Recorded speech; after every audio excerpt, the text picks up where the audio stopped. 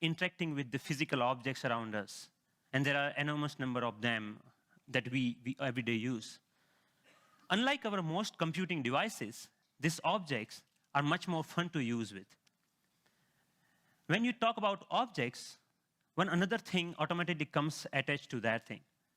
And that is gestures, how we manipulate these objects, how we use this object in everyday life. We use gestures not only to interact with these objects, but we also use to interact with each other.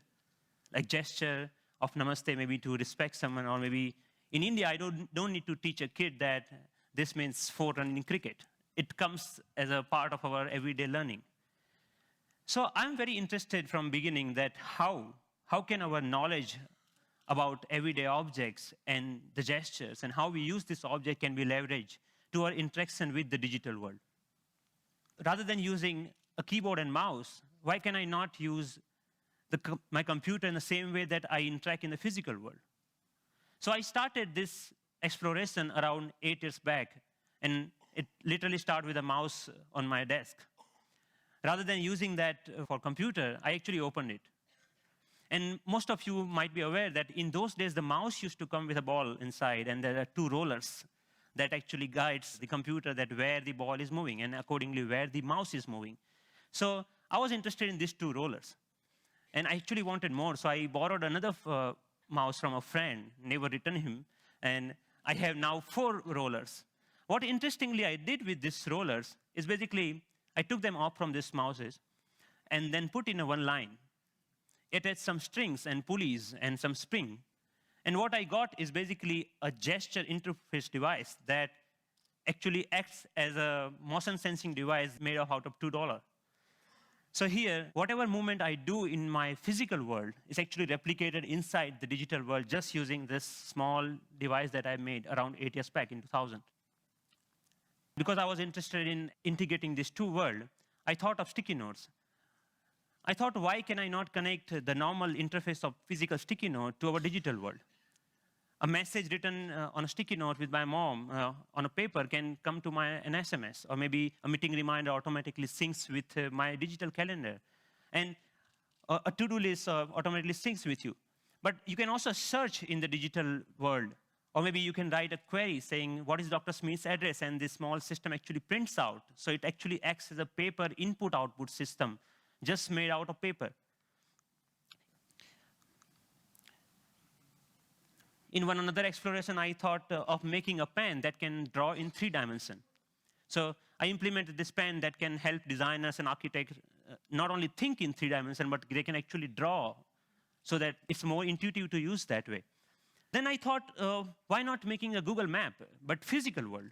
Rather than typing a keyword to find something, I put my objects on top of that. If I put a boarding pass, it will show me where is your flight gate.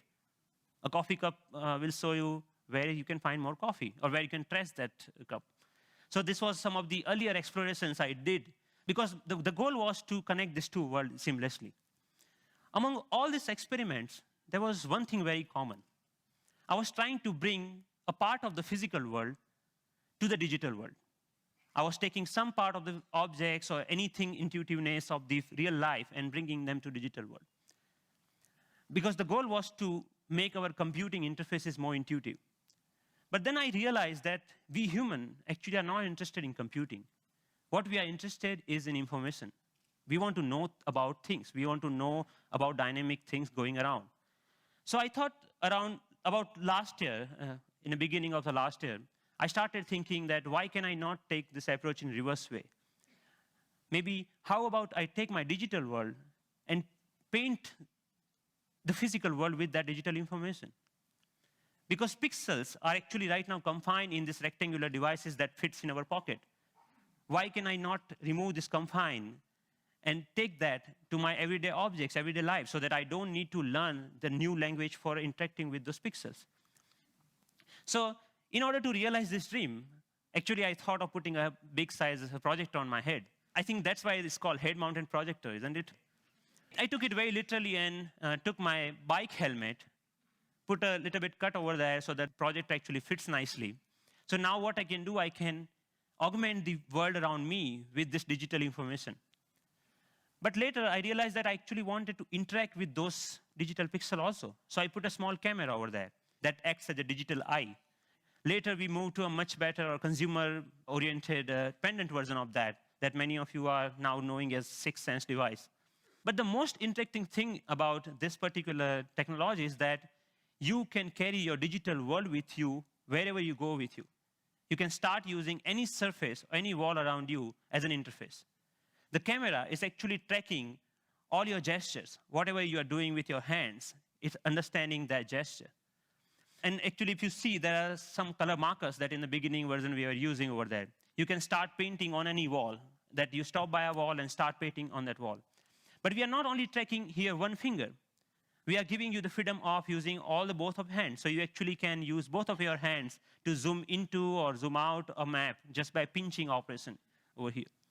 The camera is actually doing getting all the images, it's doing the age recognition and also the color recognitions, and so many small algorithms are going inside. So technically it's a little bit so complex, but it gives you an output which is more intuitive to use in some sense. But I'm more excited that you can actually take it outside. Rather than getting your camera out of your pocket, you can just do the gesture of taking a photo, and it takes photo for you, right?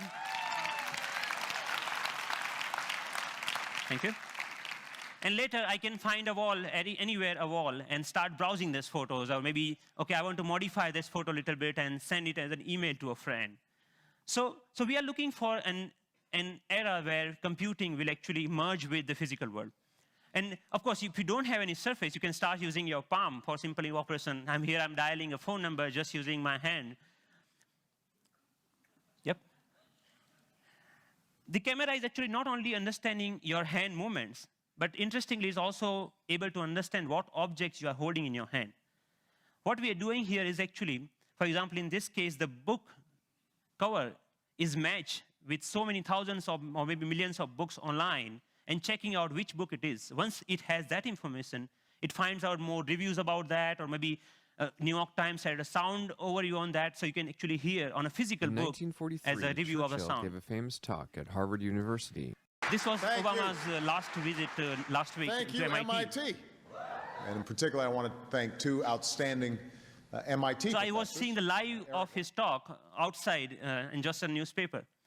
Your newspaper will show you live of your weather information rather than having updated you have to check your computer in order to do that, right?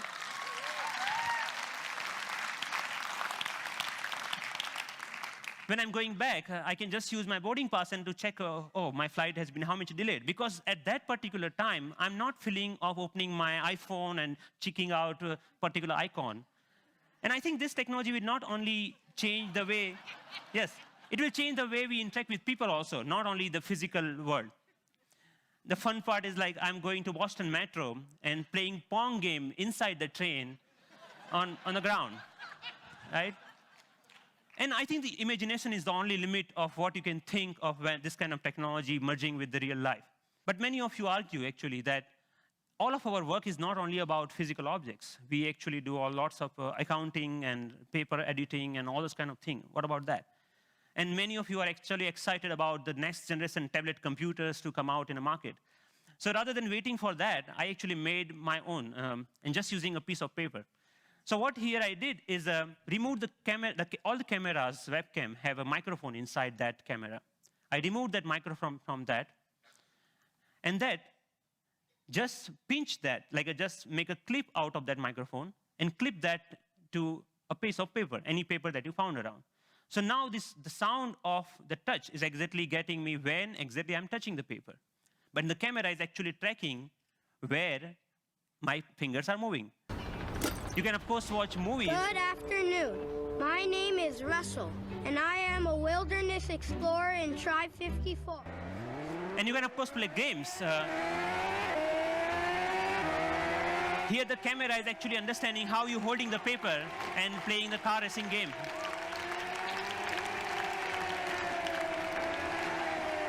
Many of you already must have thought, okay, you can browse. Yeah, of course, you can browse to any website. So you can do all sort of computing on a piece of paper wherever you need it.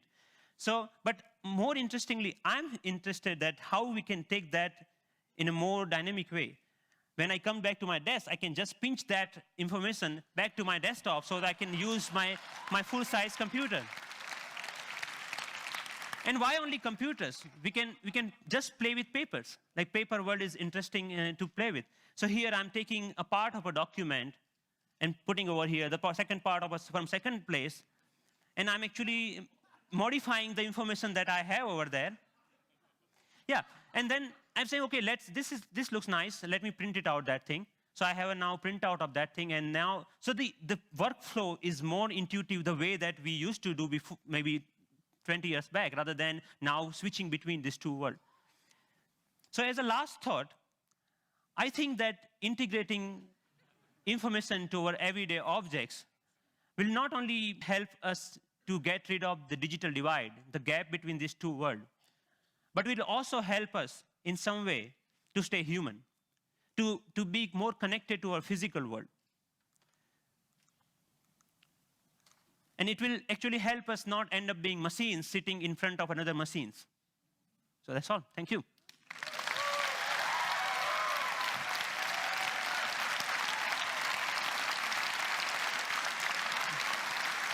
Thank you.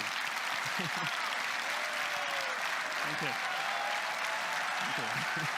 Thank you. Thank you.